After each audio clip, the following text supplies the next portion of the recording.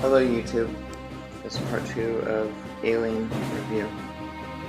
Warning, there will be spoilers. So, welcome back. I just got done watching Alien for the 84th time. I lost count how many times I've seen this movie. But I just wanted to do this movie review because I always wanted to have this on my channel. So, as the review goes, for those who have not seen this movie, a little short summary. Basically, there's a crew of 7, 5 men, 2 women. They are in deep space on a spaceship called Nostromo. They get a distress signal off a derelict spaceship off a remote planet and fly down there. Land. They investigate this spaceship and they find these eggs. One of these eggs hatch and it attaches to one of the crew members. They hurry up back to the Nostromo to extract it, and from there on it's a wild roller coaster ride of thrill, adventure, and horror. The crew member that had the creature attached to its face, it gets removed. It removes itself. They all seem fine while they're eating lunch or dinner, I believe. And then the creature, I guess, changed into a like a snake thing and burst out this guy's chest. Really cool scene.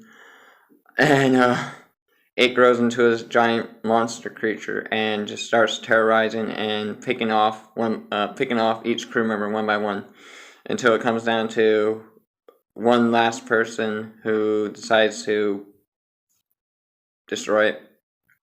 So, yeah. So that's for those who have not seen the movie. That's a little short description. For those who have seen the movie, here comes the spoilers. Basically, there's a cast of 7 crew members, starting from Dallas, Ripley, Kane, Lambert, Burt, Ash, and Parker. Out of those 7, Kane was the unlucky victim to fall prey to the xenomorph creature as a host. From there on, he was the unlucky person to die from the chest burster. And one by one, they took Dallas. They took Brett. They took Parker, and they took Lambert. Now Ash, on the other hand,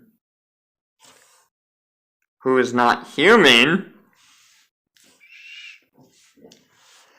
he was actually a robot that was sent from the company called Weyland Corp. And that's who paid the people of the Nostromo, which was paid for and bought for from the Weyland Corporation. So he tries to attack Ripley, and it takes all of Parker and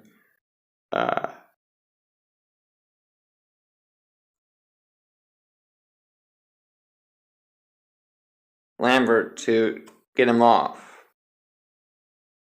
Ripley. So it's kind of a shocking moment. There is a scene where they go into the ducts, the ventilation ducts, to corner it and extract it out into an open trap. And unfortunately, Dallas was picked off during that scene. Now the creature which is called an xenomorph.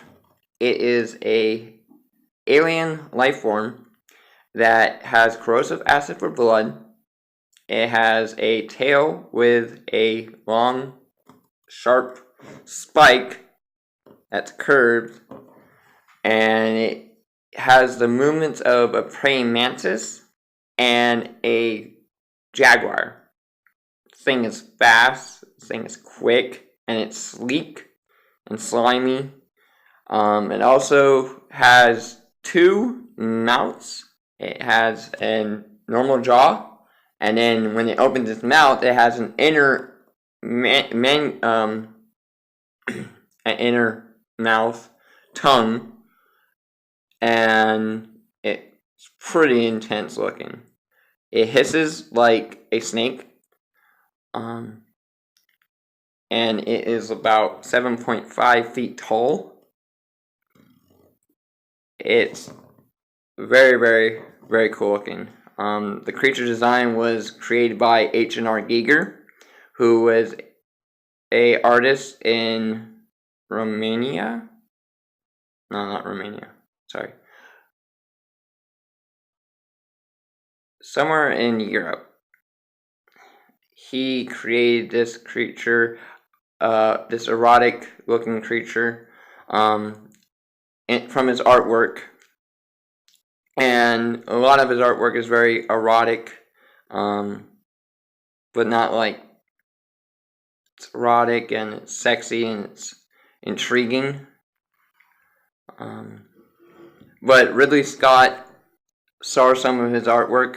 Ridley Scott is the director of this movie. He saw some of his artwork at a gallery and was like, "Wow, I need to make this creature come to life." So, I mean, I can go on about all the little inner details, but I don't think I have enough time for that. So, I'm gonna just talk about my feel on the movie. When I watched it the very first time, I was terrified. I was terrified by the fact that, is this real? Is there something out there like in space? Like, does it exist? And I was always fascinated that if we did ever go out to space, would we be contacted by the spaceship, or will we fall victim to these creatures? I mean, space is vast. It's massive. Scientists and astronomers can tell you it's vast. It goes on and on and on. I mean, if you haven't seen Star Wars, I mean, hell, there's so many different planets they go to. Even though one was blown up, Elderon. Sorry if none of you guys seen Star Wars. Spoiler alert. But I mean, it's scary. And that's where their main catch line came from. In space, no one can hear you scream. And it's true. So, I enjoyed it. It was like watching Jaws. You know, but I wasn't you weren't terrified of the water, you were terrified of space. It was like watching a Jason Voorhees movie, Friday the 13th movie, where he had a slasher killer, but it wasn't a human. It was a creature, a monster. It's a good movie. Rating wise, I'm gonna rate this to every movie I've rated in my endeavors, in my reviews. It's a 9 out of 10. You may say, why is that a 9? Well, if you watch it and you've seen it and you enjoyed it as I have, you would rate it high. For those who haven't seen it, I'll let that rating be just like a critic. So I mean, if you want to listen to me rant and rave and say, "Oh yeah, it's the greatest movie in the world," when retrospect, it's really not the greatest movie in the world, hey, be my guest. This is just my opinion. Uh, I'm not, a world Hollywood famous critic here, and I'm writing it on, oh, the director had this much money and blah blah blah. No, I'm just basically, telling you, enjoy it, view it. It's a good movie. It's a good movie to watch. So, with that said, I am going to sign out. As always, this has been a movie review with Corey. Signing out.